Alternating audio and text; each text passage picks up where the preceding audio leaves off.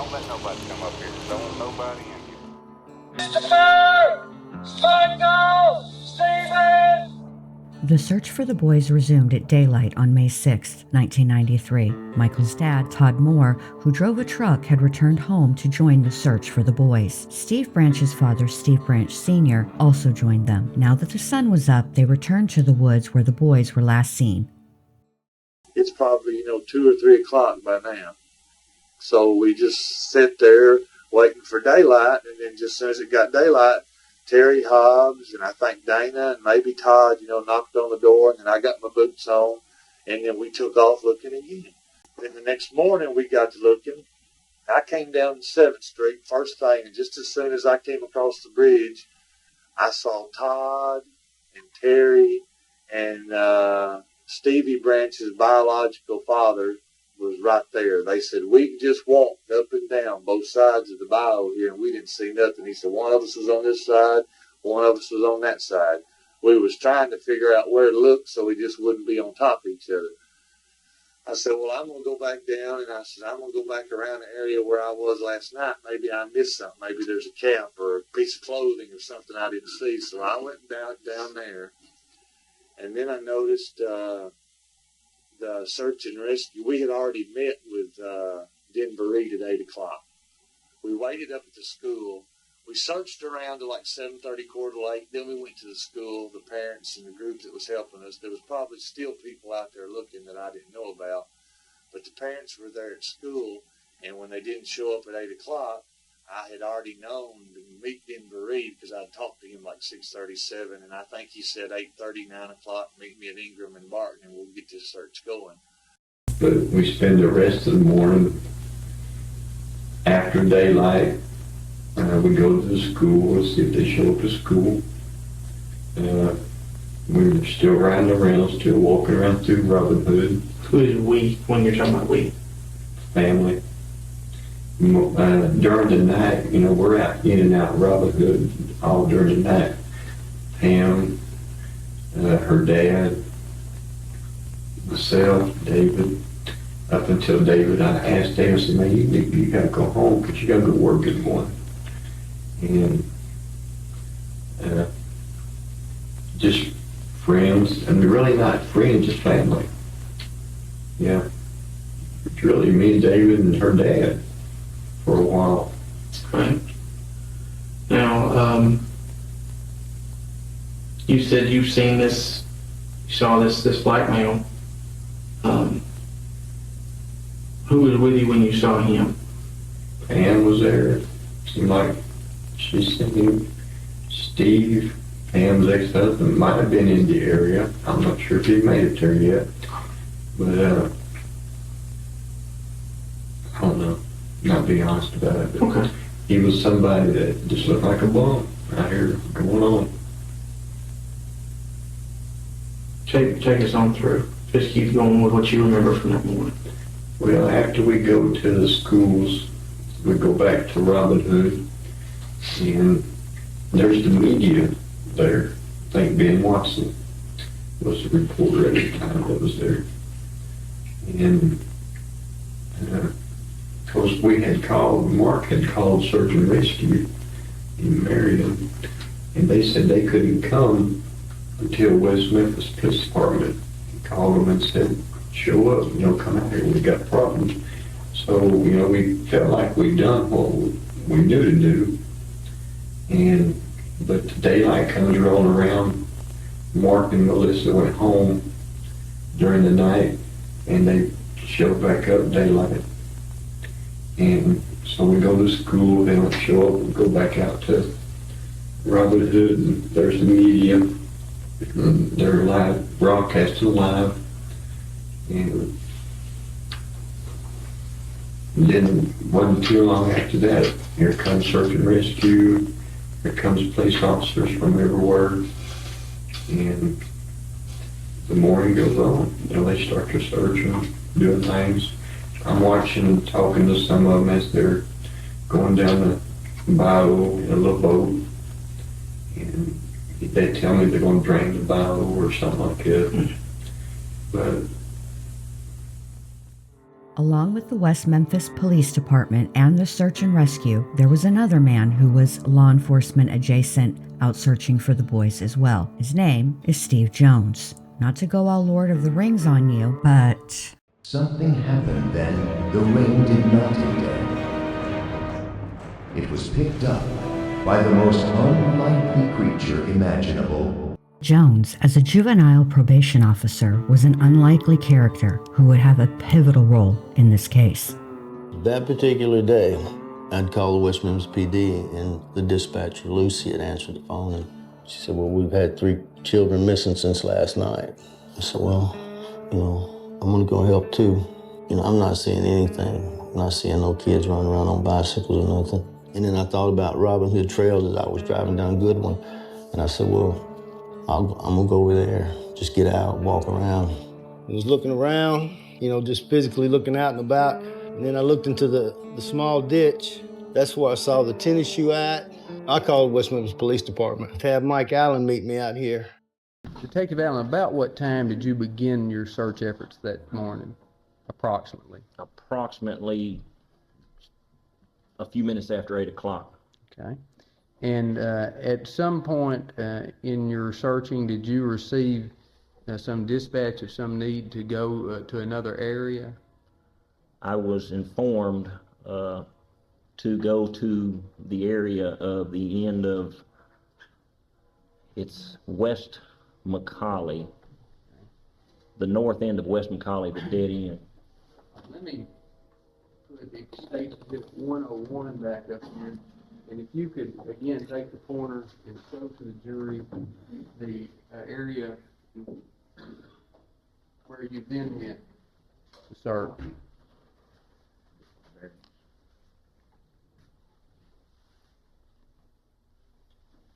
I was informed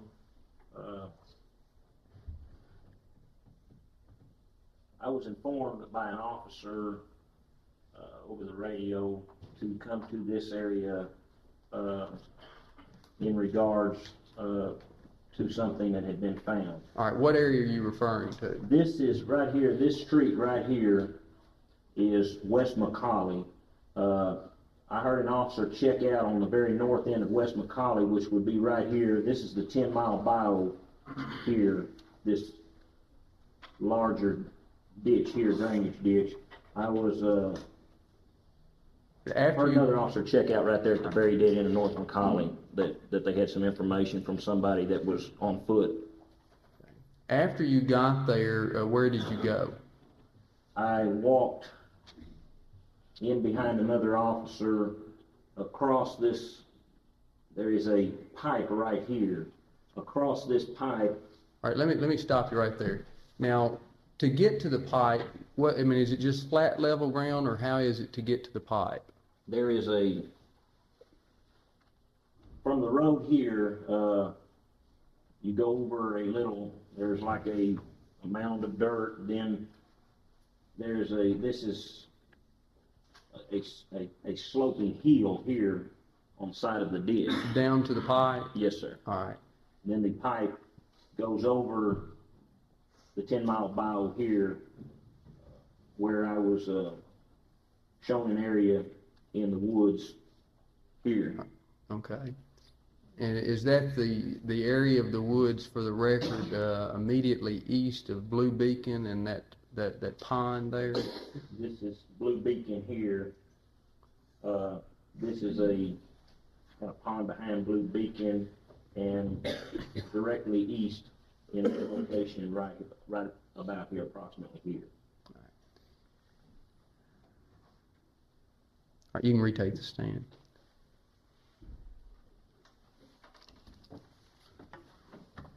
When you got to that area, what, if anything, unusual did you see in the creek?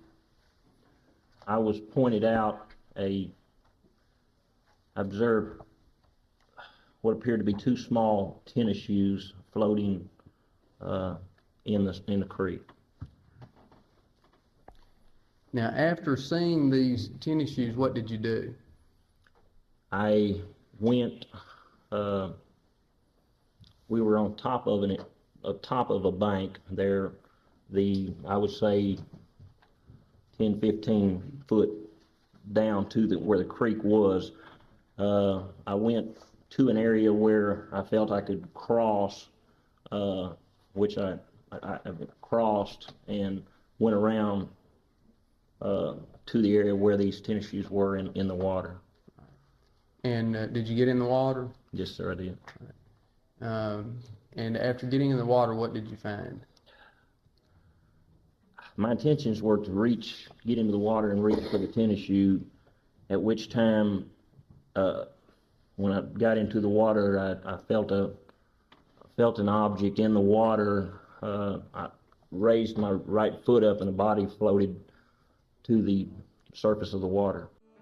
The search of the creek led to the discovery of 2 more bodies. Steve Branch, Christopher Byers, and Michael Moore were found nude with their wrists tied to their ankles, left wrist to left ankle, right wrist to right ankle, with shoelaces. Thursday, May 6, 1993, time is 2:45 p.m. The first body taken from the ditch appears to be that of Michael Moore, a date of birth 7/27 of 84. He's 8 years of age. The body is nude with wrist and feet tied. It's in a hog-type tying fashion. It appears to be shoelaces used for the tying. They are either dark blue or black. From my position, I cannot tell. The child has a abrasion to his left side of his forehead. Also, blood coming from the nose once he was brought from the water. There's been 3 pair of blue jeans taken from the ditch. Officers in the ditch are Sergeant Allen and Detective Ridge. Another clothing item found in the ditch observable is a Cub Scout cap. Also, there has been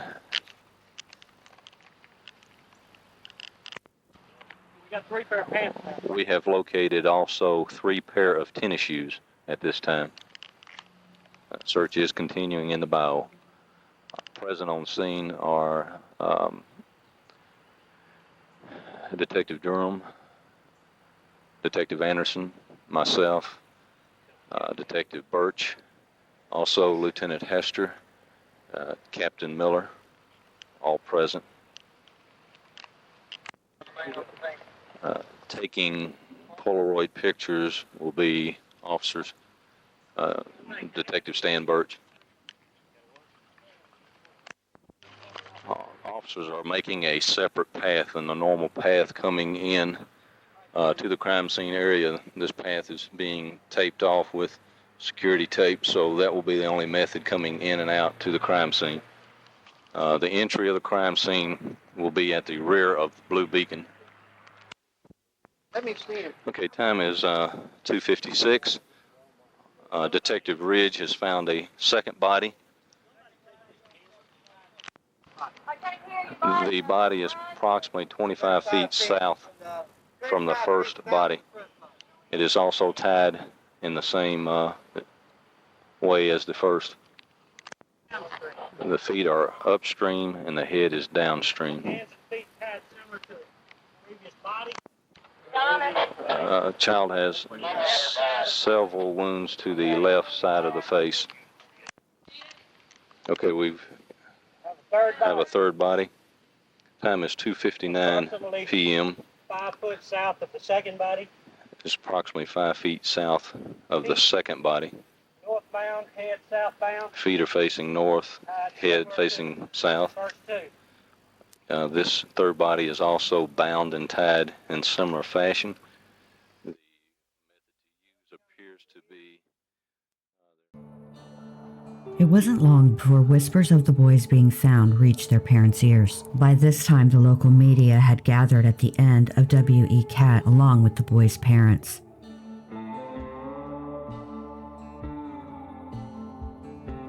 Last time we saw them, the 3 boys were riding bikes together, and they headed down towards a wooded area at the end of the street, which was about 6:30 yesterday evening, and They're always in the house before dark. None of the three have ever been missing or taken off ever before.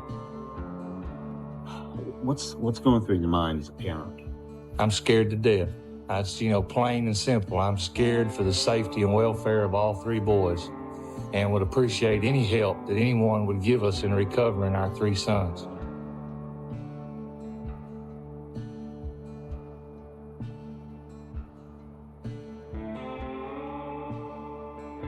Inspector Gary Gitchell informed the families that the rumors were true. Their sons had been found murdered.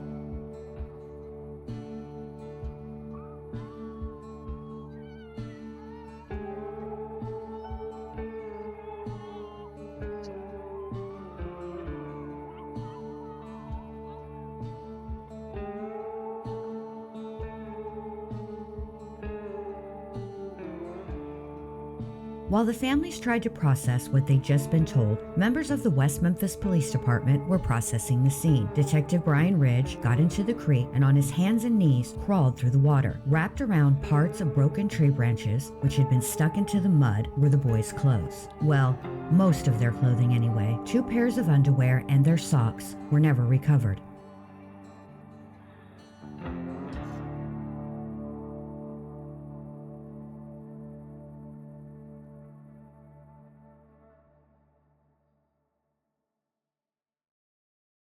The boys' bikes were located in the 10-mile bayou.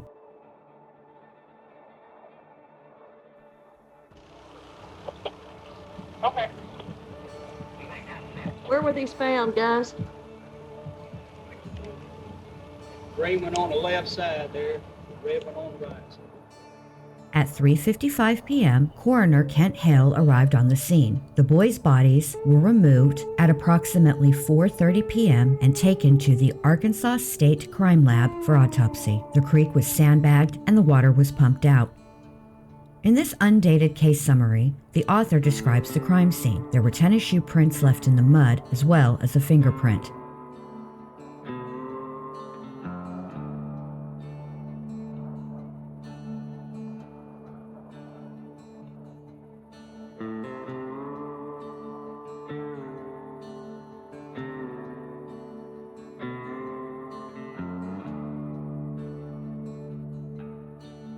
Also, Michael Moore and Christopher Byers were misidentified. Okay.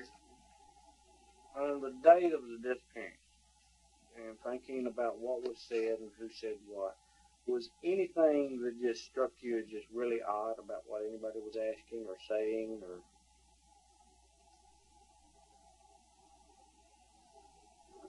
Of the people searching and looking? Yeah. I don't think of anything to come to mind, that night. Through all of this, the only thing that I have heard from an individual that sounded odd or weird to me, and I know it was probably just from emotional stress, I know that Todd Moore made the comment when he had been told that his son was castrated, that he just had wished they had done it to all of them. And then to come find out it wasn't his son that was castrated, it was mine, I think. Also included in the summary is the investigators' initial impressions of whether they were looking at the location where the murders took place or simply where the bodies had been placed. According to this summary, a crime scene search failed to locate any traces of blood or other evidence which would lead investigators to believe that the victims had been murdered in the area where their bodies were located. This would change after May 12th when detectives Brian Ridge, Mike Allen, Tony Anderson, Miller, James Sudbury, along with crime lab specialists Kermit Channel and Donald Smith went back to where the boys' bodies had been found and used luminol. According to the report written by Donald Smith, there were 2 areas that were tested that indicated activity prior to the boys' bodies being recovered. Smith goes on to report that the tests were conducted several days after the boys had been found, and it had rained at least once in the interim.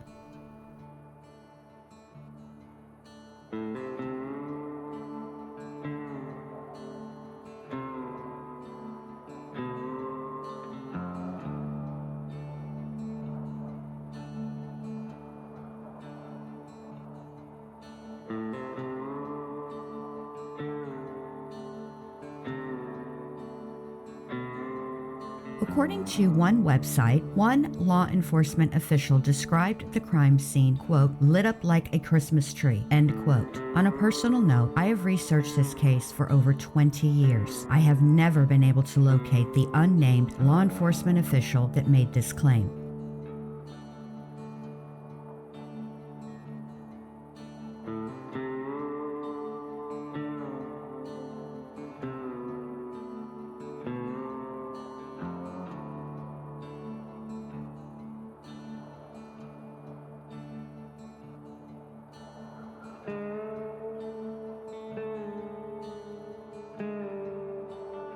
Here are the results of a Google search regarding the limitations of using luminol outdoors in Arkansas in 1993.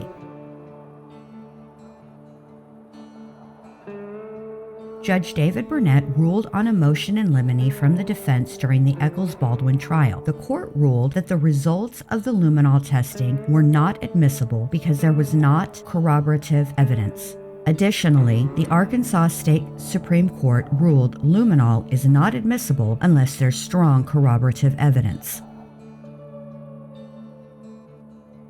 The argument as to whether the woods is where the crime took place or if it is where the bodies were placed persists even now. I cannot say that the woods were merely a dump site. That is because of the results of the autopsies.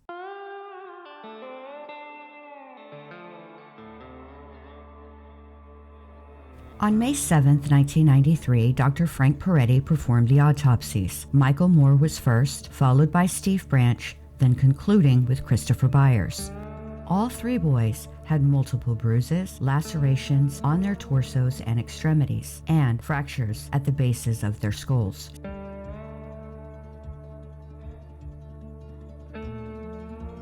Steve Branch had multiple facial abrasions, contusions, and lacerations. He also had water in his airways. His cause of death is listed as multiple injuries with drowning. Michael Moore's cause of death was also listed as multiple injuries with drowning. Christopher Byers' cause of death is listed as multiple injuries. He also had injuries to his genitals described in the report as genital mutilation with multiple surrounding gouging and cutting wounds. In the toxicology report, there was carbamazepine, more commonly known by the brand name Tegretol, in his blood, although at subtherapeutic levels. Chris had been prescribed the medication by Dr. Eastmead in January 1993, according to this undated note. On page 2 of the undated case summary, it mentions the possibility that Byers may have been injected with a hypodermic needle. Initially, Christopher and Michael were misidentified, so this reference actually pertains to Michael Moore. However, Michael Moore's toxicology report is negative for drugs. Also, there's no description in the autopsy report of any marks that could be from a needle. The hairs mentioned also yielded no results. Then there's this. To date, analysis has determined that a knife with a serrated edge was used to castrate Moore. This is quite confusing considering that the autopsies were done on the 7th and clearly the mix-up of Michael and Chris had been resolved at that point. So when did this analysis take place and by whom? The boys all had a small amount of brown fluid in their stomachs. Christopher also had a piece of gum in his stomach. Steve Branch had green vegetable-like material in his stomach. During the Eccles-Baldwin trial, Dr. Peretti testified that based on everything he learned about the circumstances where the boys were found and the autopsy results, he placed their time of death between 1 a.m. and 5 to 7 a.m. May 6th. He further testified that there were no mosquito bites on any of the boys' bodies. Dr. Peretti believed that there were 3 types of weapons used: a sharp object, a weapon consistent with the size of a broom handle, and a large, blunt instrument. The water from the creek was collected but not compared to the fluid in Michael and Steve's lungs. This is why I cannot conclusively rule out the creek and woods as solely a dump site. Because Michael and Steve drowned, it could have been in that creek, even if it was unbeknownst to the killer, who may have only intended the woods to be a dump site. After the first documentary was released, many people were convinced that Damien, Jason, and Jesse did not kill Steve, Christopher, and Michael. One of those people, Kathy Backen from California, who, through her work, got an early screening of the Paradise Lost documentary. She then showed it to her two friends, Grove Pashley and Burke Sauls. The three of them started the website westmemphis3.org. Kathy began taking classes in criminology offered by Knowledge Solutions. Brent Turvey taught those classes. Backen asked Turvey to look at the case file and give his opinion on the crime, the victims, and the perpetrators. Turvey titled his findings Equivocal Examination and Psychological Profile of Case Evidence, and he sent it to Jesse's trial attorney, Dan Stidham. It's important to note that when Brent Turvey was asked to look at the case file, Terry and Pam Hobbs, along with David Jacoby, had not been interviewed by the West Memphis Police Department. Also, while I agree with some of Turvey's findings, I do not agree with all of them, but I feel it's important to include them in this series, as this was the first time a professional was consulted to look at the case file. In fact, Brent Turvey's analysis would become the backbone of the second documentary titled Paradise Lost 2: Revelations, which premiered on HBO in June 2000. Brent Turvey disagreed with many of Dr. Peretti's analysis of the wounds found on the boys. For Michael Moore, Turvey said in his report regarding wound pattern analysis,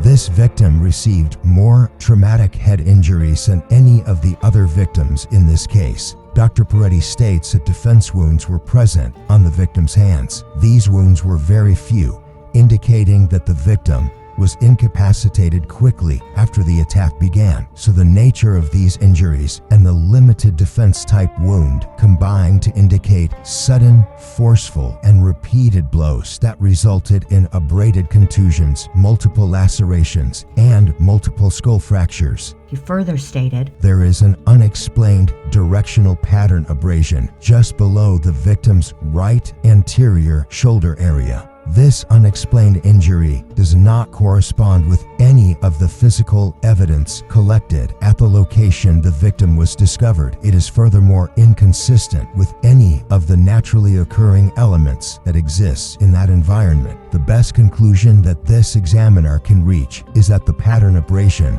was created by forceful, directional contact with something that was not found at that crime scene, whether it be a weapon, a surface, or something else capable of creating that pattern."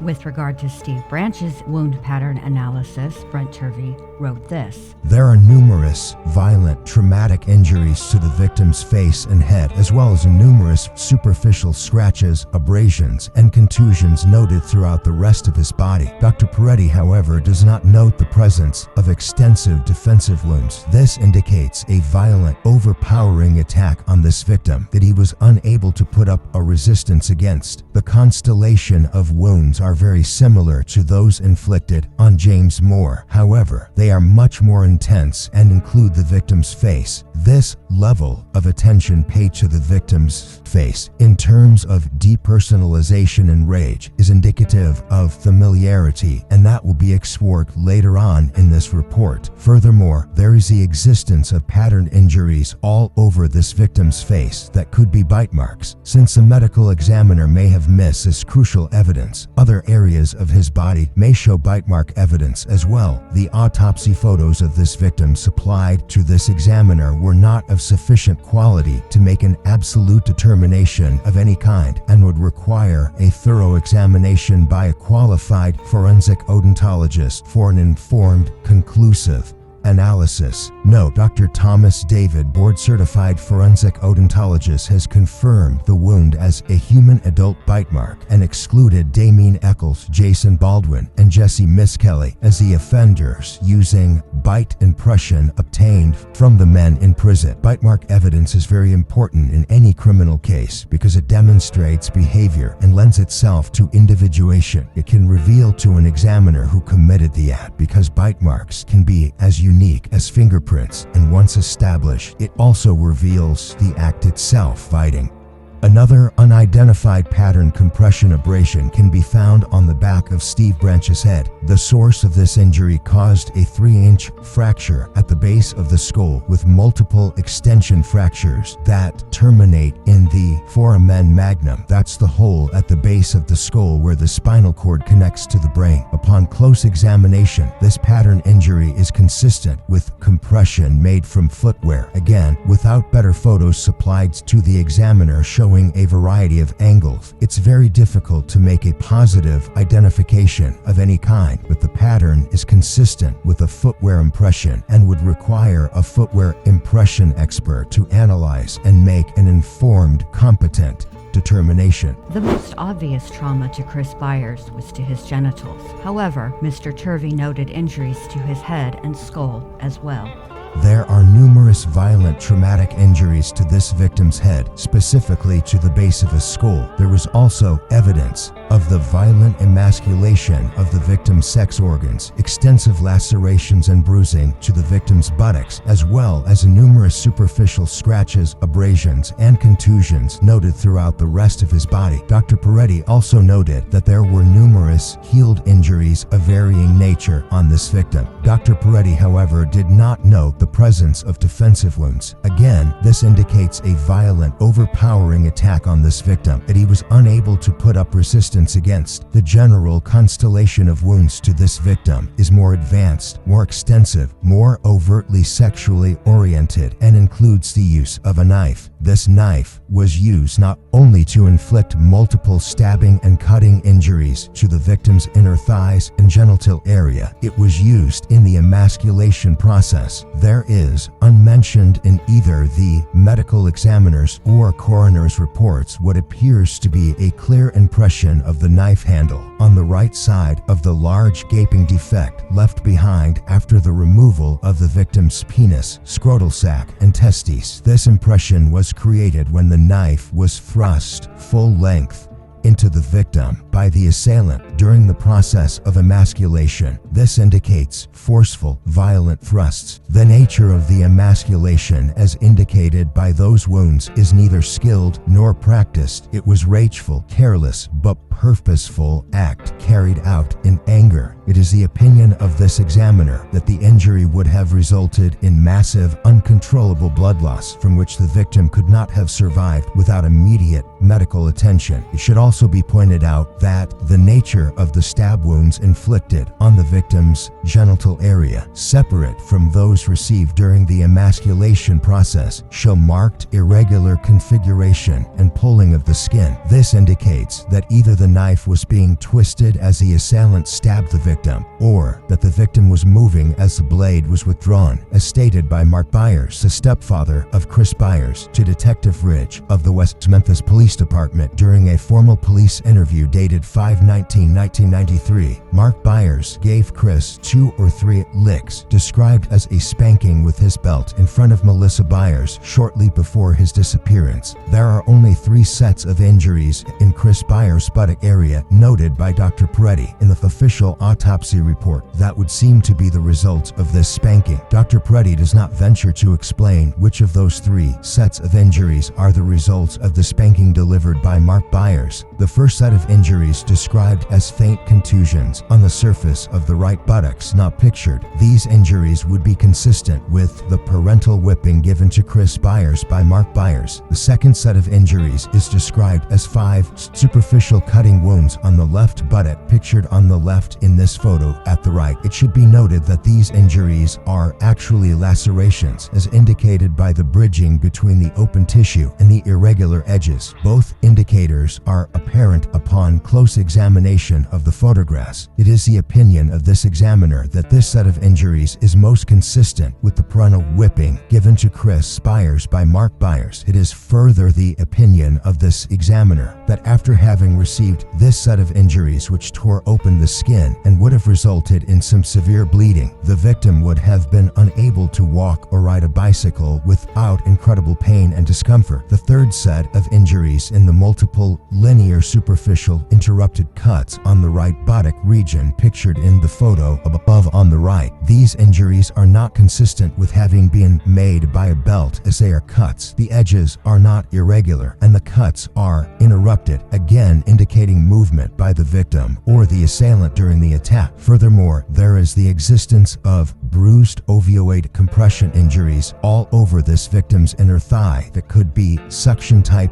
bite marks. Since the medical examiner may have missed this crucial evidence, other areas of his body may show bite mark evidence as well. The autopsy photos of this victim supplied to this examiner were not of sufficient quality to make an absolute determination of any kind and would require a thorough examination by a qualified forensic odontologist for an informed, conclusive analysis. Bite mark evidence is very important in any criminal case because it demonstrates behavior and lends itself to individuation. It can reveal to an examiner who committed the act because bite marks can be as unique as fingerprints and positively identify a suspect. And once established, it also reveals the act itself, biting. As I mentioned, Brent Turvey was just the first professional who consulted on this case. The next analysis would come years later and would turn everything people thought they knew about this crime on its head. Lori Davis, Damien Eccles' wife, contacted renowned dentist Dr. Richard Souveron in November 2004. Dr. Souveron is a pioneer in the analysis of bite wounds. Dr. Souveron identified a bite mark on one of the victims of the Chi Omega sorority murders in Florida. He then took dental impressions from Ted Bundy. His testimony was integral in convicting serial killer Ted Bundy. In this case, Dr. Souveron received the following from Lori Eccles to use as the basis for his opinions regarding the wounds on Steve Branch's cheeks, face, and eyebrow, as well as Christopher Byers' injuries to his groin.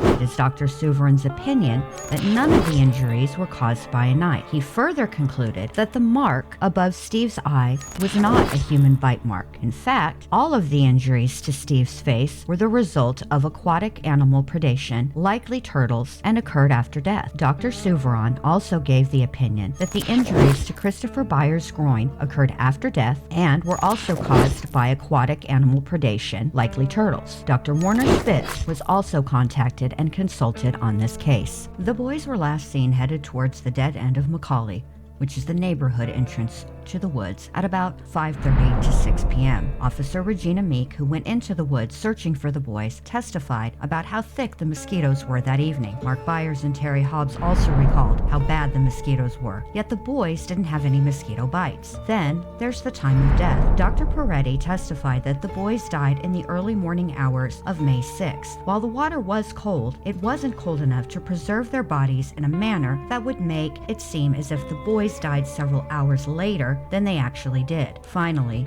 there's the case summary, which notes there's a lack of evidence to suggest that the boys were murdered where they were found. That would change, though, which will be discussed in the next episode. What do you think?